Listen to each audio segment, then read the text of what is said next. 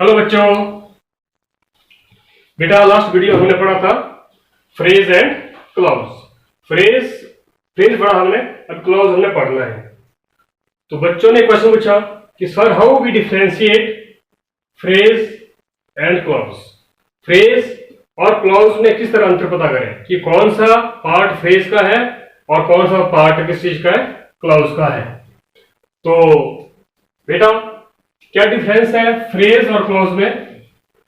ये कुछ डिफरेंसेस हैं जिससे आप पता लगा सकते हैं कि कौन सा पार्ट फ्रेज का है और कौन सा पार्ट क्लॉज का है। तो देखो बेटा, फ्रेज में no subject verb combination. Phrase में सब्जेक्ट और वर्ब का कॉम्बिनेशन नहीं होता है। फ्रेज होता क्या है? The group of words which has some meaning but not complete meaning. इस जैसे फ्रेज है बेटा on the table my best friend. इसका मीनिंग तो है ऑन द टेबल, मेज पर। माई बेस्ट फ्रेंड मेरा अच्छा दोस्त, लेकिन इसका कंप्लीट मीनिंग नहीं है। और देखो बेटा ऑन द टेबल, या कोई सब्जेक्ट दिख रहा है आपको इस फ्रेज में? Has their any subject? My best friend क्या यह कोई सब्जेक्ट है, वर्ब है? नहीं है। सबसे बड़ा जो डिफरेंस है फ्रेज और क्लॉज में, कि फ्रेज में जो फ्रेज है नो सब्जेक्ट वर्ब कॉम्बिनेशन, इसमें सब्जेक्ट और वर्ब का कॉम्बिनेशन नहीं होता है। और क्लॉज में क्या है? हैविंग सब्जेक्ट वर्ब कॉम्बिनेशन, इसमें सब्जेक्ट और वर्ब का कॉम्बिनेशन होता है। जैसे on the table no subject no verb, my best friend no subject no verb. देखो बेटा on the table, on the table ये फ्रेज है, ये फ्रेज मैंने यहां यूज कर ली। माई बेस्ट फ्रेंड मैंने यूज किया। अब मैं इसको क्या सप्लाई करूंगा? सब्जेक्ट। मैंने कहा कि having subject verb, subject on the table the book, the book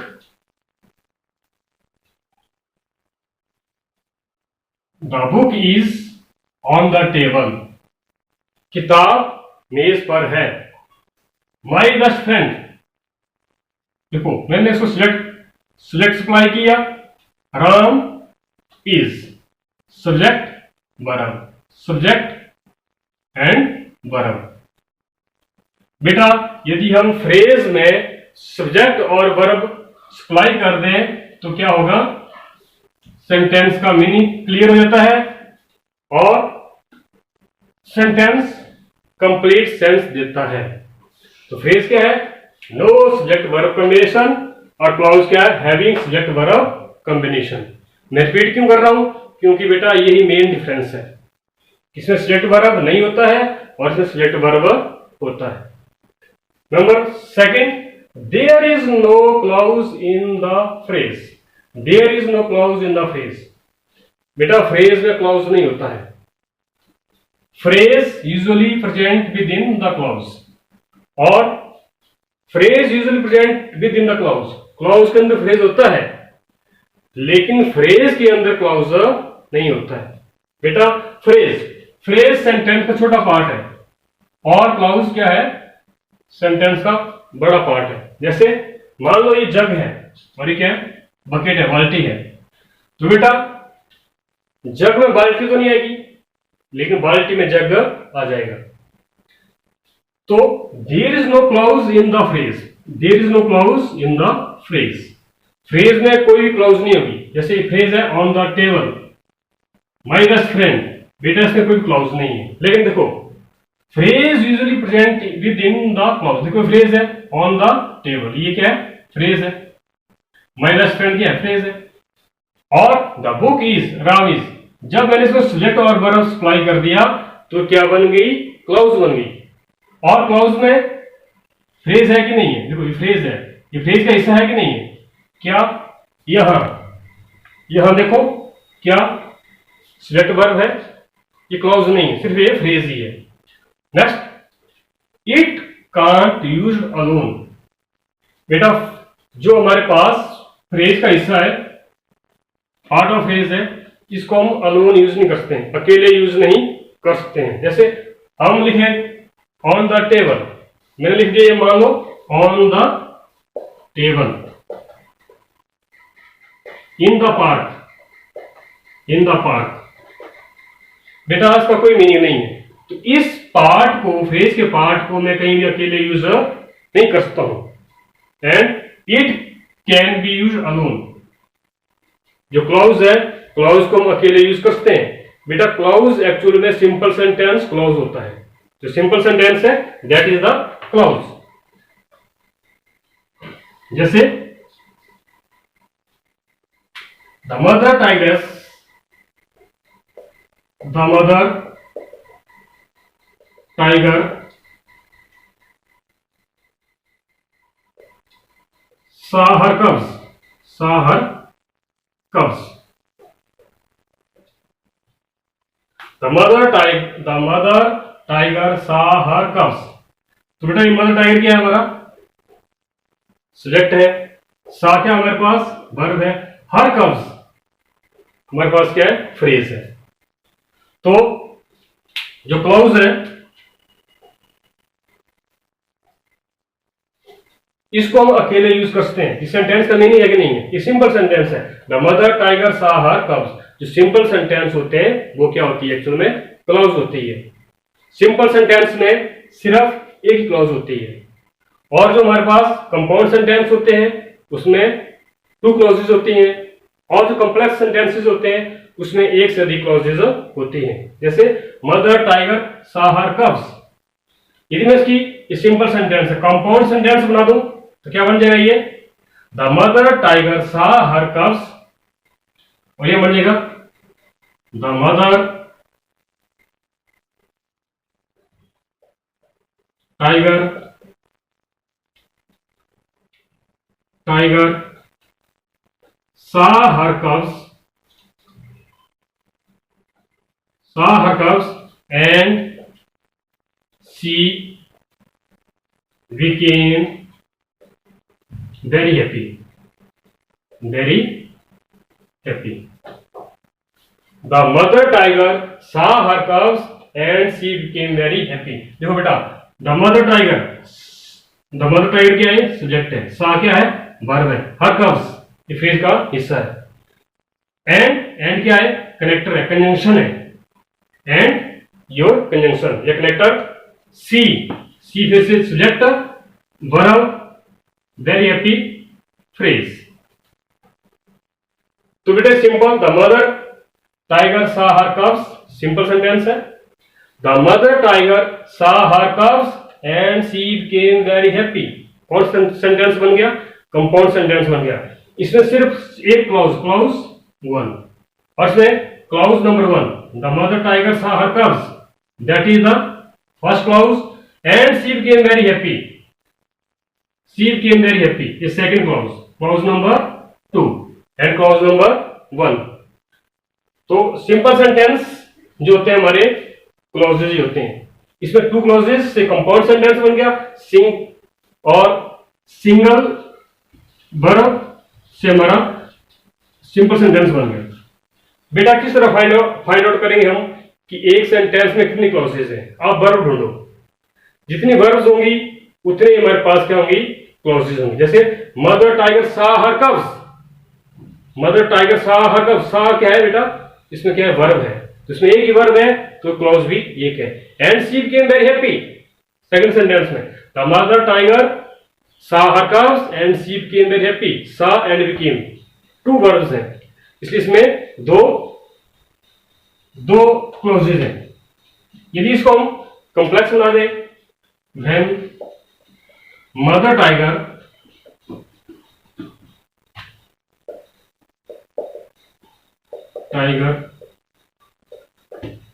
saw her cubs, she became very happy, she became very happy। तो बेटे कौन सा सेंटेंस बन गया, ये कॉम्प्लेक्स सेंटेंस। कॉम्प्लेक्स सेंटेंस में दो या दो से अधिक क्लॉजेस हो सकती है। इसमें द मदर टाइगर सा, देखो verb number 1 became, verb number 2, verb number 1 और वर्ब नंबर 2, तो टू वर्ब्स है, therefore there are two clauses. तो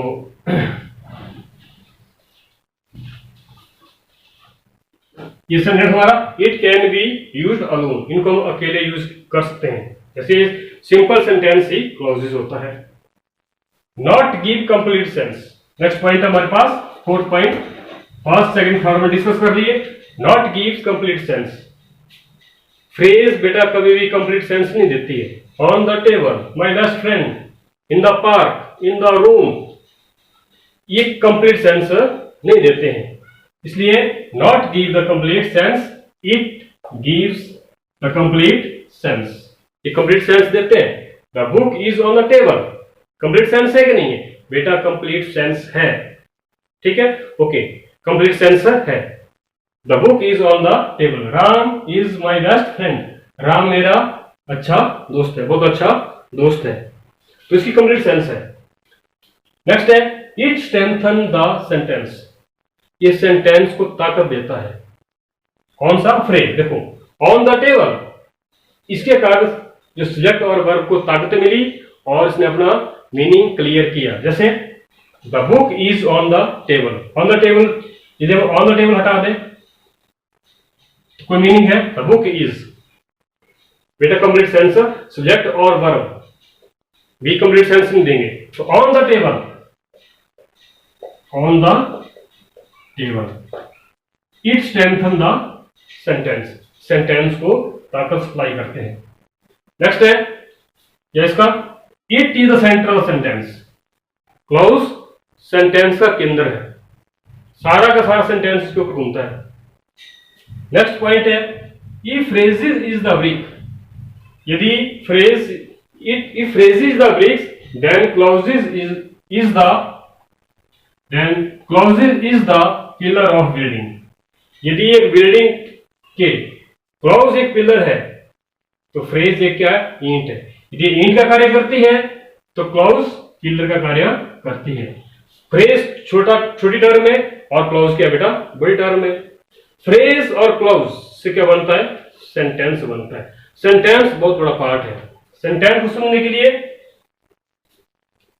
हमें काफी टाइम लगेगा, क्योंकि बेटा सेंटेंस में सब कुछ आ जाता है। देखो सेंटेंस में क्या होता है? नाउन होते कि नहीं होते हैं? द बुक इज नाउन है कि नहीं है? राम नाउन है, इज वर्ब है, ऑन प्रीपोजिशन है, द टेबल ये हमारा ऑब्जेक्ट है।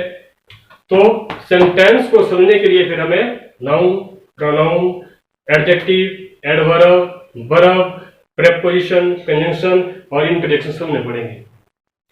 यदि हमने क्लॉजेस को अच्छी तरह समझना है, क्योंकि क्लॉजेस में आएगा ये नाउन क्लॉज है या एडजेक्टिव क्लॉज है या एडवर्बियल क्लॉज है, प्रीपोजिशनल क्लॉज है, इसको समझने के लिए हमें क्या करना पड़ेगा? नाउन, प्रोनाउन, एडजेक्टिव, एडवर्ब को अच्छी तरह करना पड़ेगा। यदि आप इसको अच्छी तरह नहीं करते हैं तो आपको क्लॉज समझ नहीं आएगी, ये क्लॉज समझ नहीं आएगी तो आपको सेंटेंस समझ नहीं आएंगे। तो बेटा जो नाउन वर्ब के जो आगे फर्दर वीडियो आने वाले हैं उनको ढंग से देखना। आगे है सिमिलरिटीज। सिमिलरिटीज क्या? देखो फ्रेज और क्लॉज में समानताएं क्या है? देखो ये तो डिफरेंस था कि फ्रेज में ये डिफरेंस है, फ्रेज और क्लॉज में ये डिफरेंस है। अब सिमिलरिटीज क्या दोनों में? Both are the group of words. देखो ऑन द टेबल ये ग्रुप ऑफ वर्ड्स है, the book is on the table ये भी ग्रुप ऑफ वर्ड्स है। Both should be in grammatical order, ये ग्रामेटिकल ऑर्डर में होना चाहिए। जैसे ऑन द टेबल,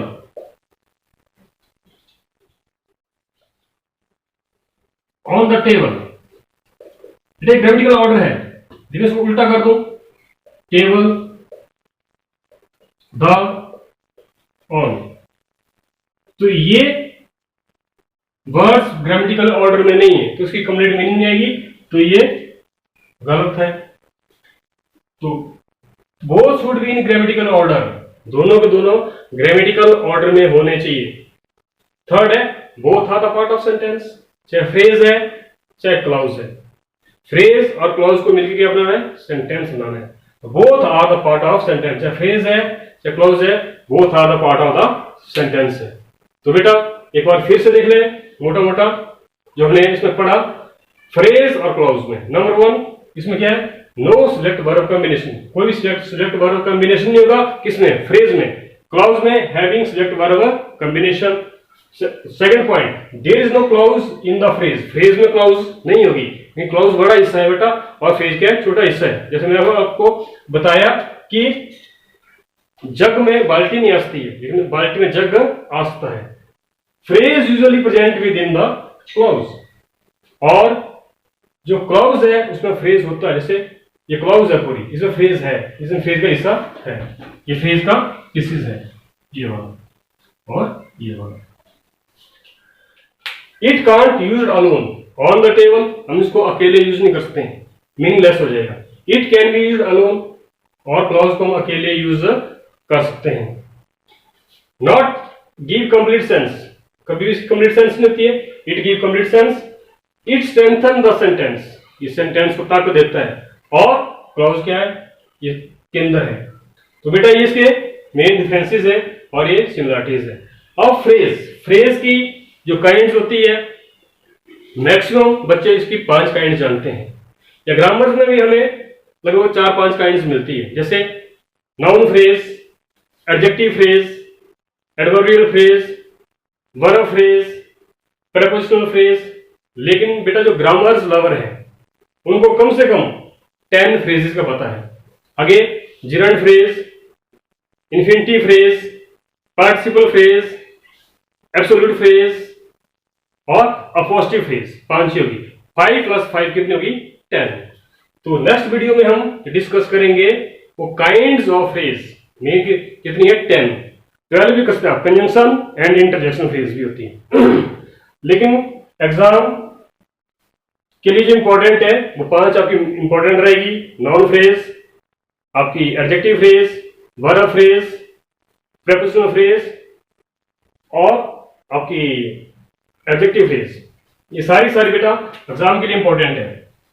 तो नेक्स्ट वीडियो जरूर वॉच करना। थैंक यू, धन्यवाद।